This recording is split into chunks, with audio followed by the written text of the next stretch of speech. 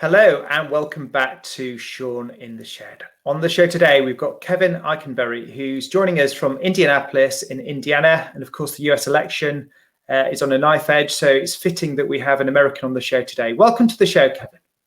Hey, Sean, it's a pleasure to be in the shed virtually with you.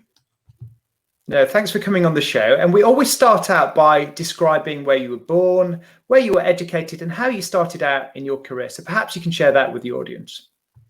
So I was born in Michigan on a farm, and I'm a farm boy, a proud farm boy, and I own the farm that I grew up on. I'm happy to say that as well. So I grew up on a farm in a farm family with agricultural related businesses as well. And so I grew up in that world, doing that work, working with my father and in our businesses. Went to school at Purdue University to study agriculture. Went off to work for Chevron, both in the chemical company. First of all, in the fertilizer business, sort of makes sense in that agricultural vein. And then found my way into training and development. While I was there, went to work for the Chevron Corporation in training and development there, and determined, Sean, I was very blessed to figure out that this is what I was supposed to be doing with my life. So 27 plus years ago, left Chevron, left the corporate blanket and the corporate safety net to start a company that's now known as the Kevin Eikenberry Group. And I've got a team of folks that are spread out across the United States and trainers that work with us around the world to help deliver and help leaders become more effective in a variety of ways. Leaders and their teams become more effective and to reach their potential. So that's the short version of the story, Sean. So we're going to be talking about remote work and leadership. So how did you get into this? You've got a couple of books published, and we'll come to those later on. But how did you fall into the whole world of remote work and distributed work? Well, so as I said, we're in the business of helping leaders be more effective. And so while some people that do that, write and that sort of thing, that they're sort of a solo person, or they work at a university and they built this leadership experience. Well, I've certainly done a lot of the study and a lot of the things that would make that all happen. But I think one of the things that may make me a little different is that I'm leading a team every day. And so I got into remote leadership because I was leading a remote team.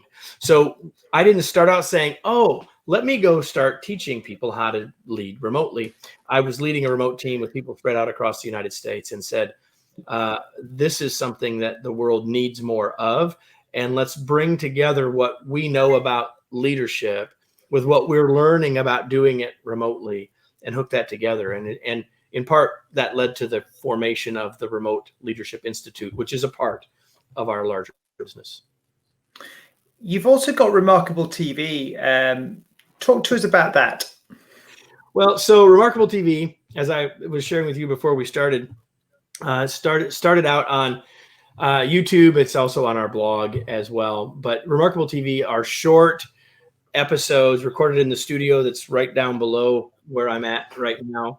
And they're short, 3 to 5 minute, mostly episodes that are designed to give you a quick tip, perhaps some inspiration, some education, some enjoyment, perhaps entertainment, perhaps, but designed really to help you be a better leader and human being. It's what I say in the opening. And so we've been doing that for 350 some straight weeks. And we've released one without fail for over 350 weeks. And it's just one of the things that we do as a way to sort of further our mission, which is to help leaders make a bigger positive difference in the world. So what does a typical week look like for you, Kevin, in terms of your business and the engagements that you have with different companies? Are we talking pre or post pandemic, Sean? So I can tell you that right now, it's the longest time in my adult life since I've been on an airplane. The last time I was on an airplane was March the 3rd, I believe. So prior to the pandemic, I traveled at least part of most weeks, not all weeks, but I haven't been on an airplane since early March. And so I'll tell you what a week looks like for me now. There's a lot of content production that we're doing of our own. I have the blessing to do things like you and I are doing. I have a podcast called the Remarkable Leadership Podcast. We do lives like you're doing some. We're producing Remarkable TV. I'm writing blog posts, all of that content creation. But most weeks, along with leading the team and running the business, I'm also delivering coaching and training. Most all that, of course, now virtual. So yesterday, for example, I taught 3 different training sessions on 3 different web platforms with 3 different companies on 3 different topics. And that's not a totally unusual situation. Today, along with being on with you and doing a bunch of other stuff, I'm teaching 1 2-hour session. And so it just kind of, that's pretty much every day I'm doing content production or delivery, as well as doing coaching sessions and that sort of thing. And when a business leader or manager comes to you with a problem, typically, what's the prognosis, the diagnosis? What's the friction? What's the pain that they're coming to you as the sort of doctor of remote work when it comes to leadership? Well, I don't know that there's that I could say that there's one specific thing. I can tell you that our perfect client, if you will, is a leader who understands the importance of growth and development, right? So wherever their pain point is, they know that figuring out, either for them or for other leaders in their organization, is that whatever we're doing is not working. We need to figure out how to do something different. So we can deliver help in a whole variety of ways, from the LinkedIn learning courses that I have right here on this platform, that I've had the chance to help be a part of, to, delivering virtual sessions, to all sorts of things, coaching, consulting, all sorts of things, books, et cetera. Lots of ways we can help. But the perfect client to us is coming to us because they know that the status quo won't get them where they want to go.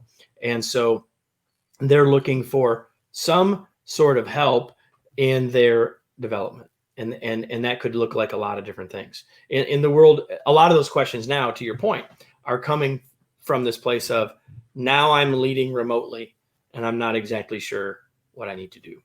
And in my experience, many cases, people are trying to think like this is a totally brand new thing, when the reality is they've already been leading. And we don't need to forget what we already knew. We need to figure out how we apply what we already knew to a new situation. Leadership hasn't completely changed, right? In fact, in our book, The Long Distance Leader, we talk about rules. And the first rule is leadership first, location second. So we know a lot about this already. Don't forget that. But now let's think about what we have to do differently. What are the nuances that are required for us to be successful with a remote team?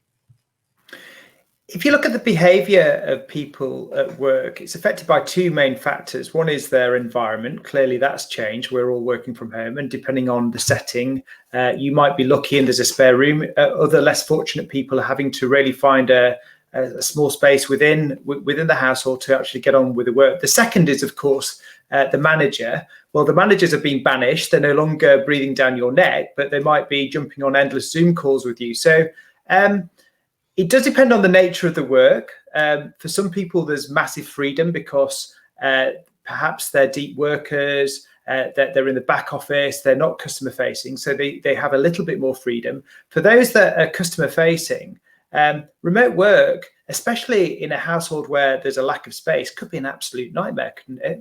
Absolutely, Kevin? Because we used to have this conversation with people, Sean. When people were thinking about sending people home to work remotely, I would say, do you remember what it's like if you've ever worked the week between Christmas and New Year's? And in the US, if you've worked, I went to the office the week between Christmas and New Year's, people will get this smile on their face like, oh my gosh, I get more work done then than any other time of the year. And I say, why is that? And say, there's no distractions. I said, well, that's every day when you're remote.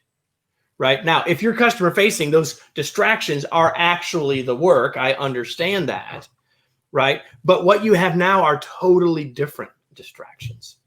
Right. Some of them you have some control on, like whether you're going to turn on the television or whatever, or whether you're going to do the laundry or all of those things that people sort of joke about. But many of them are like you. They don't have a shed like you do, but they've got little children running around that they're trying to corral to teach school to, or to be the extra teacher.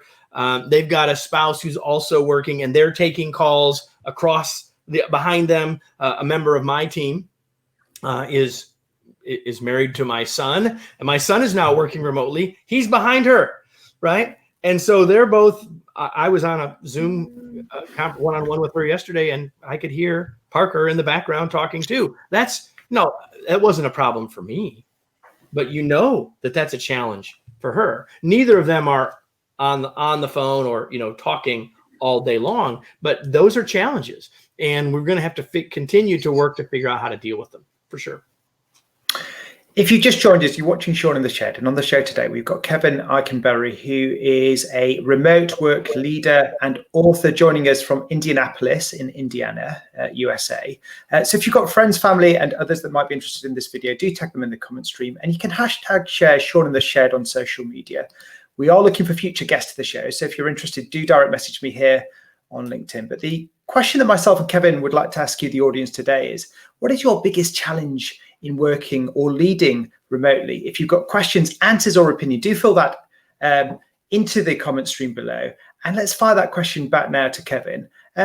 What are the biggest challenges in working or leading remotely? We've just talked about the environment with maybe kids or people in the family running around the house. Maybe some households are quite noisy. That can be distracting. If you're on a video call and you're trying to act all professional, people have become accepting of that, and it does allow for small talk and camaraderie. But what other challenges are there when it comes to working or leading remotely?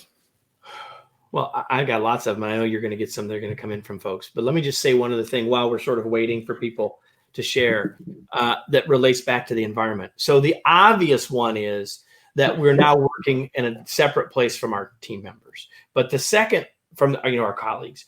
But the other one, I think I want to take a little deeper dive into what you just said, and is that we're now working from a place that wasn't designed for work, right? It's not just all the other distractions and all the other stuff. How's your lighting? Do you have ergonomics that are halfway decent? Do you have a chair that's comfortable, right? Are you getting out of it very often? Which you really ought to, please do, right? So there's all of that. And then there's a psychological piece of this that I think that maybe people are starting to figure out the longer this goes on. So Sean, a lot of people were sent home, right? Lockdown, governments, wherever you are. I know you guys are back there again. Maybe we're headed there again. I don't know, in a more sort of direct way. But people were sent home and everyone thought it was going to be short, right? A couple weeks, maybe a month, then it was July, then it was our Labor Day, 1st of September, and now who knows when, right? And so we can only run on adrenaline for so long. So people sort of did that for a while. But the psychology of working separately is also different. And people are getting some exhaustion around that. There's more isolation than ever. It's a huge challenge, right? It's a huge challenge. And so one of the things that happens when we work alone or remote from our team members is that we become more insular and we begin to frame our work around what we see on our list and less around the work of the team. And so as leaders, we have to help people get past that. And the other thing is we don't go out of our house, so we don't see very far into the future, right? When we walked into the office, we had all kinds of visual cues and clues about where we were headed and what our goals were and all that stuff. And so not only do we become more insular, we become shorter term in our view. And so we have to help push that out for ourselves, and as leaders help push out that vision of the future further as well. I'll shut up now. Hopefully you got some stuff that's coming. No. And I'm just on that point. It is about routines and habits, isn't it? Because you can have good habits and bad habits. For me personally, I'm now involved in the school run. So there is an element of a commute. I am working outside of the house. So it's maybe not quite as bad as being in the household. But how do you build into your daily routine habits that are successful habits that put you on the path towards success, that makes your work enjoyable, rather than habits that are going to set you up for failure, quite frankly? Yeah, well, the first thing is habits are a wonderful thing, right? If we didn't have habits, we would have to always be in our conscious mind and we would not be able to function. So it's great that we have habits. And you said it right. We have positive good habits and we have negative bad habits. And what's happened, and all of us have both, of course, in all parts of our lives, or Some of us more of one than the other, perhaps. But the reality is that once we went home to work from home, some of the habits and routines that we had before got demolished, went away, and we haven't necessarily recreated them. So what I would say is a couple things. Be thinking about consciously saying, what am I doing that's working for me now in this remote work world? And what am I doing that's not working for me? One of the things that most people are saying is, I'm gaining weight. I'm not getting exercise. Well, if that's true for you, then you need to change that, right? And you're saying, well, I'm on Zoom call after Zoom call after Zoom call. And then when I'm not on a Zoom call, I'm watching Sean in the Shed. So I'm never getting out of my chair. Well, that's not serving you either. So you got to figure out how to do that. So I'll give you a very simple example for me. And I'm not saying this should be anyone else's habit, Sean, but mine, right? But here's mine. When I am going to be interacting with someone on the phone rather than here, I don't sit down.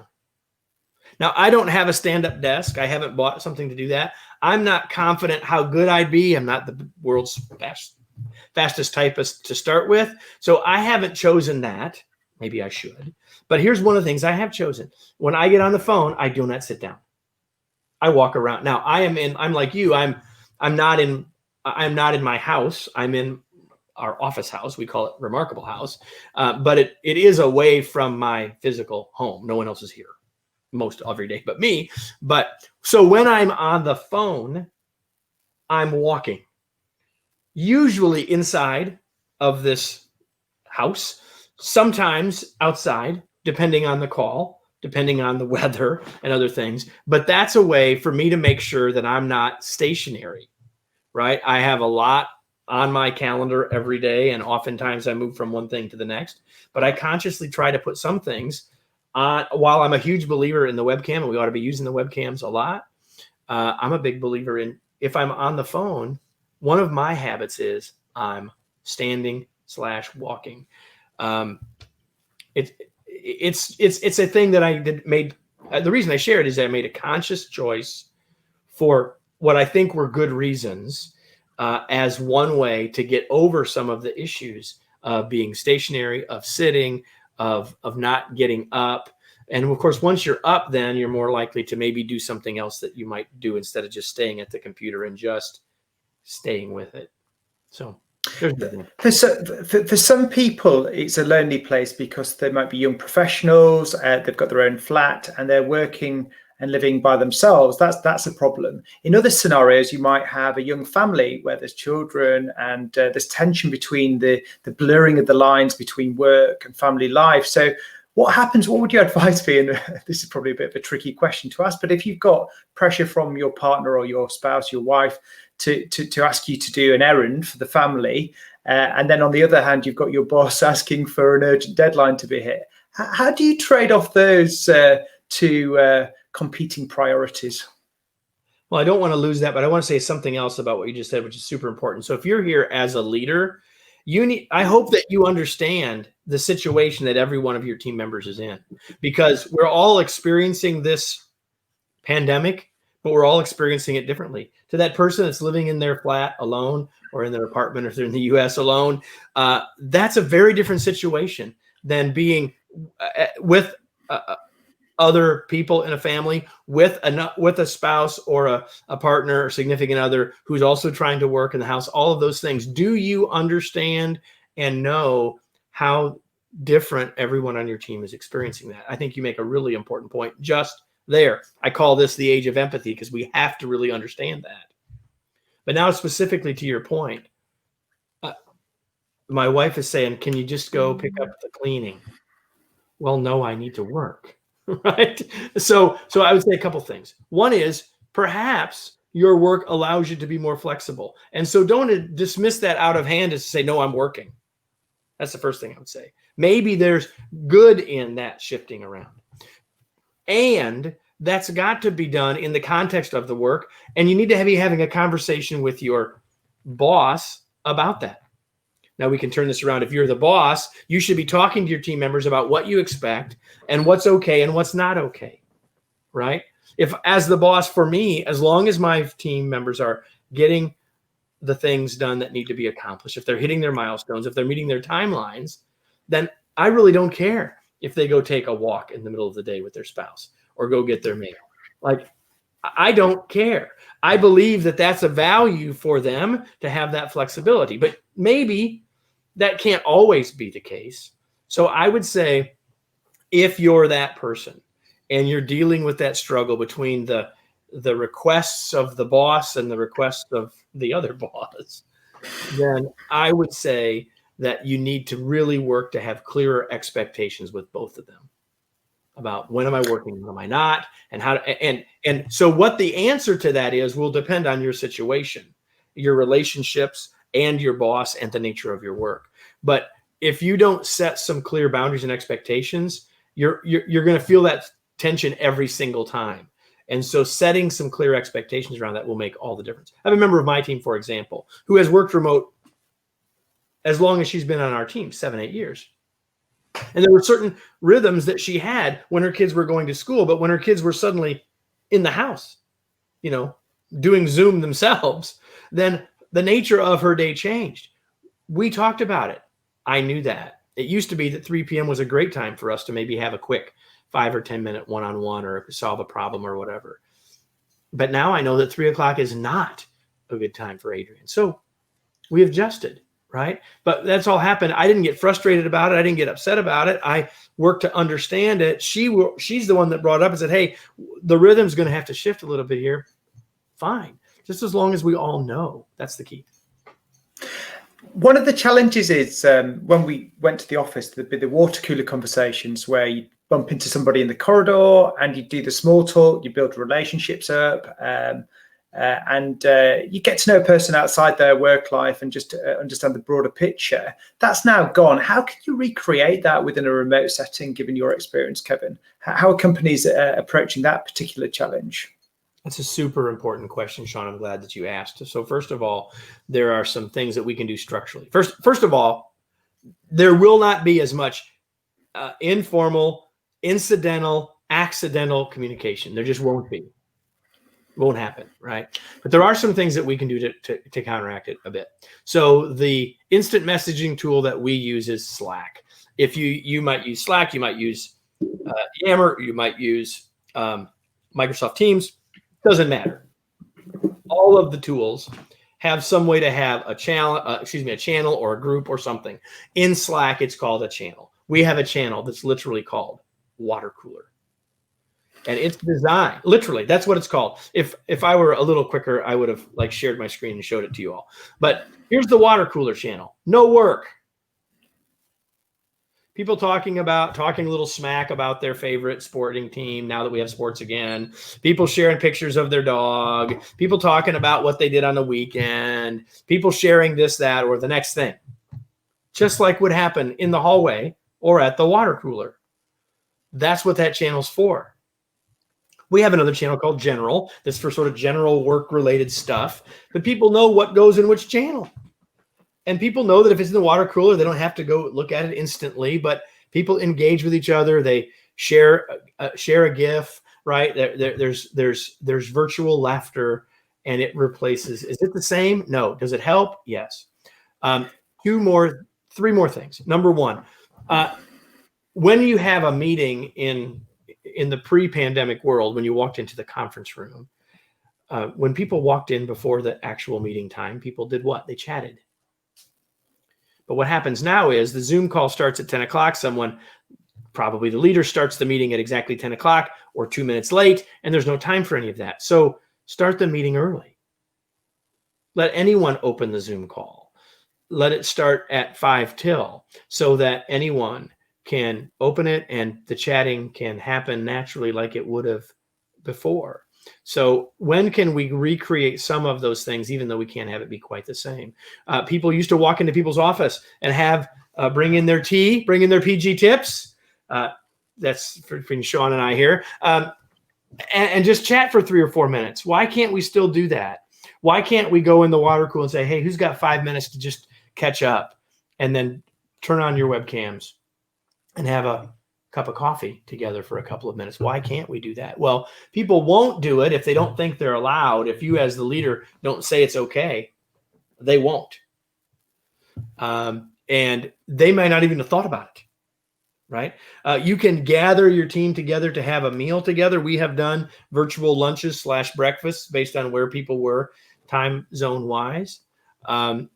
You can do those things. And I would say, as a leader, from a systemic perspective, one of the things that you can do is make working relationships and expectation. I mean, you can't make people like each other. That's not my point. But you can make sure that it's important that people know that getting to know each other matters. So when someone joins our team, it's standard part of the process that within the first 3 weeks, they have a Zoom call with every other member of the team where they don't talk about work. I basically legislate them starting to get to know each other.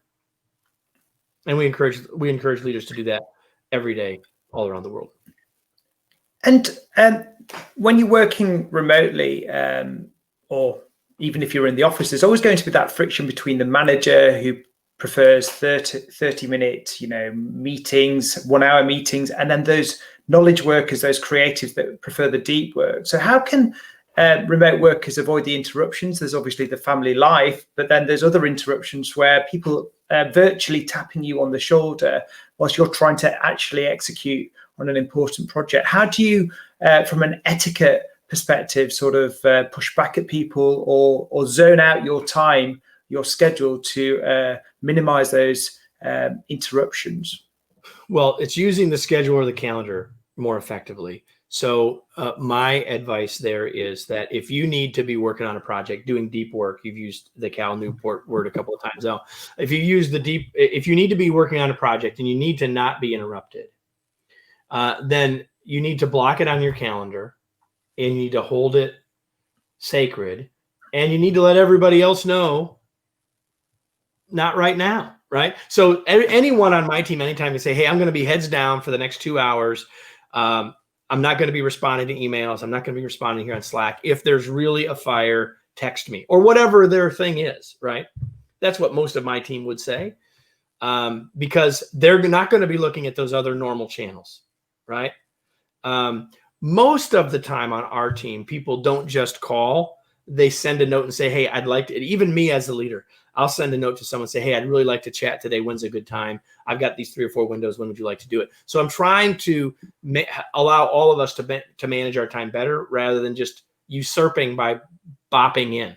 So we can help all of each other that way. But the other piece is, if you've got that work that you need that deep, non-interrupted time, let people know that so that you can help them help you, so to speak. That's the etiquette that we follow, that we recommend. Works pretty well. Let's turn our attention to the crisis now.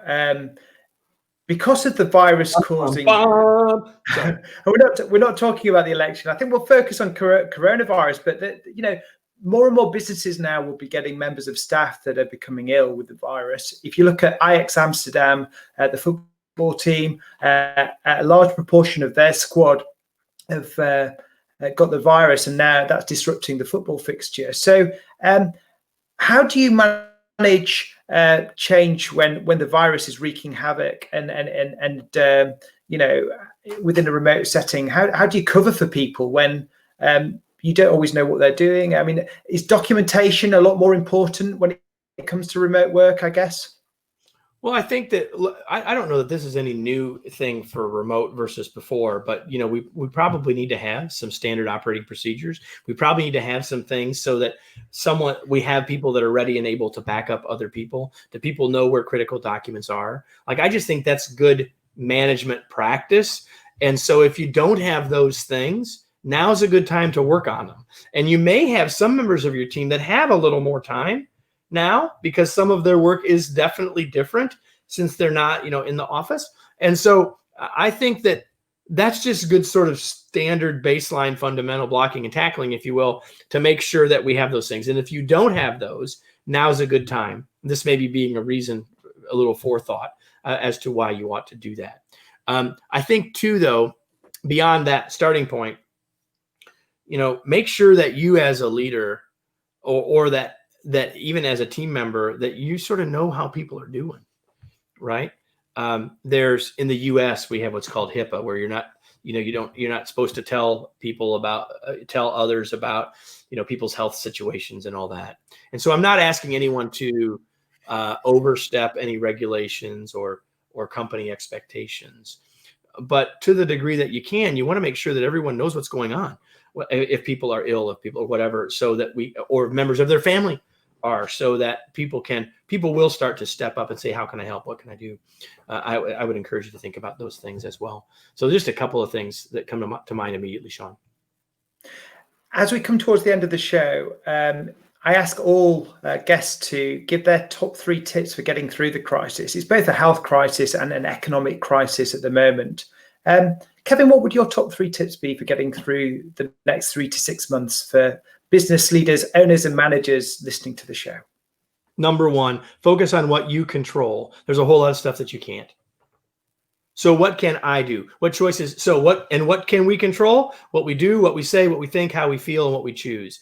Those things, as sort of fully or mostly functioning adults, are in our control. Put your focus there. Can we be concerned about this, that, or the next thing? You mentioned the election, and we had an election here in the U.S. yesterday. We don't know the answer yet. We have uncertainty. Human beings don't like uncertainty, right? Causes us stress, raises our blood pressure, cuts our productivity, impacts our mood. But none of us can change whatever it's going to be. Whether, first of all, that we don't know now, and maybe depending on what happens, you'll be happy or you won't be happy, right? If you have you care about that. But none of that is in your control. What's in your control? You can take a deep breath. You can fill your mind with things that are positive, and you can go to work on doing something meaningful. And doing those things will reduce the stress, will reduce your blood pressure, will make you happier, and will make you more productive. So focus on what you can control. Fill your mind with positive things. Stop. If the news makes you anxious, stop watching it. If you spend all your day on Twitter, probably a bad idea anyway, but just stop it. Take a deep breath. And the last thing I would say in terms of filling our minds with something positive would be to look around you to see what you are grateful for. Because however dark the day, there are many things around you. And maybe especially because you're working from home, there are many things around you to be grateful for. So focus on what you control, feed your mind full of positive things. And one of those is to be more grateful. Those are my 3 pieces of advice. I think some really good words of wisdom there, Kevin. It's very much appreciated. If people want to connect with you after the show, clearly you're on LinkedIn. What's the best method? And also, could you show us those books that you've got that you've published? Because I'm quite interested in those.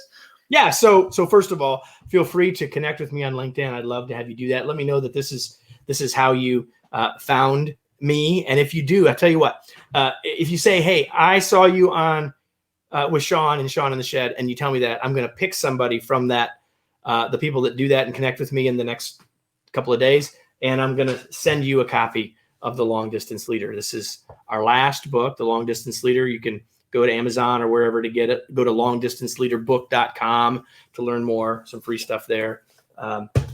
RemoteLeadershipInstitute.com. And then the new book that's coming out in January, it's actually available on Audible now. It's called and that's why it's only on paper, The Long Distance Teammate. And you can learn more about that by going to longdistanceteammate.com.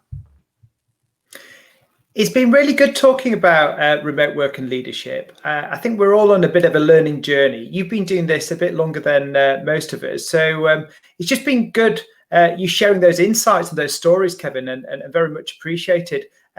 If people want to check out some of your other resources and channels, just remind people where they might go for Remarkable TV, because there's a back catalogue there of about 350 episodes, which is, there's a lot of material. You can go to my blog.kevineikenberry.com, and they're there one a week. If you put in my name in YouTube, you'll find it there as well. Pretty much if you can figure out or remember how to spell my name, Kevin Eikenberry, Eikenberry, you can find me, whether it's my blog, whether it's our podcast, any of those things. put those words in that magical thing called Google or Bing or whatever you use, Kevin Eikenberry, and you'll find all sorts of things. Some of the stuff we talked about, some of the stuff we didn't, and I'd be happy to be connected with you here on LinkedIn. It would be a pleasure. Sean, it's an absolute pleasure to be with you. I hope it was useful. And thank you for the audience for watching Sean the Shed. We'll be on again during the week. So thanks for watching, and bye for now.